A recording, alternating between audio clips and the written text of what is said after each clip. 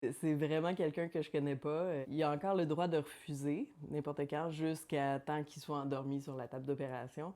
Fait que, tu sais, je veux que c'est important pour moi qu'il puisse avoir ce droit-là, mais il reste que le fait d'imaginer que quelqu'un que je connais pas est prêt à me sauver la vie, finalement, là, c'est extraordinaire. Je m'appelle Judith Bellarkel, j'ai 36 ans, puis j'ai la maladie polycystique rénale. Un rein normal, c'est à peu près gros comme un poing fermé. Un rein polycystique, ça peut devenir gros comme un ballon de football, en fait.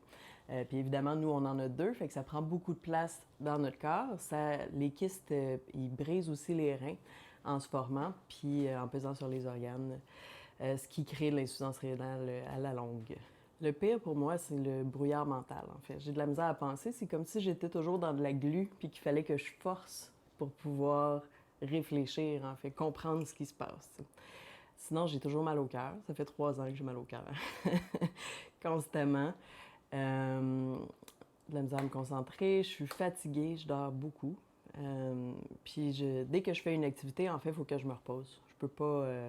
Puis je peux pas faire des longues activités non plus. C'est comme après cette entrevue-ci, je vais devoir me reposer pendant au moins 1 heure couchée. Donc, au départ, quand j'ai appris que j'allais avoir besoin d'un rein, j'ai regardé autour de moi, j'ai demandé aux gens autour de moi s'ils pouvaient me donner un rein. Puis ça a donné que personne pouvait. Donc, ce que moi j'ai fait, c'est que j'ai commencé à avoir une page Facebook où je parlais de ce que je vivais, de ce que j'avais besoin. Je demandais aux gens de partager. Je disais, tu sais, pour pouvoir faire une famille, en fait, j'ai besoin d'un rein, puis il faut pas que ce soit trop long parce que j'ai 36 ans.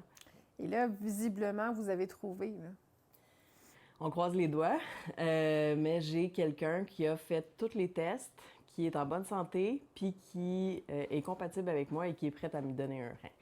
Donc ça devrait se passer en novembre ou en décembre cette année si tout va bien. Et c'est quelqu'un qui avait pris connaissance de votre histoire via les réseaux sociaux? Oui, c'est ça. C'est un message que j'avais publié, que quelqu'un a partagé, qui l'a vu.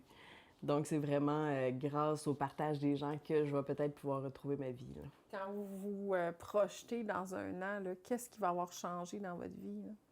Ben, tout. C'est ça qui est fou, là. Tu sais, là, en ce moment, je peux rien faire, là. Je peux pas avoir de loisirs à l'extérieur de la maison. Il faut que je puisse arrêter puis aller me coucher.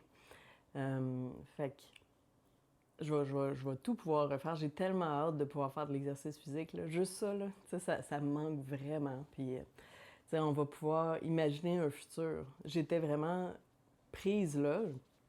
Tout était mis sur pause. C'est ma carrière, ma famille, ma vie, tout était mis sur pause. Fait que c'est vraiment, je vais pouvoir repaiser sur play puis recommencer à vivre, là.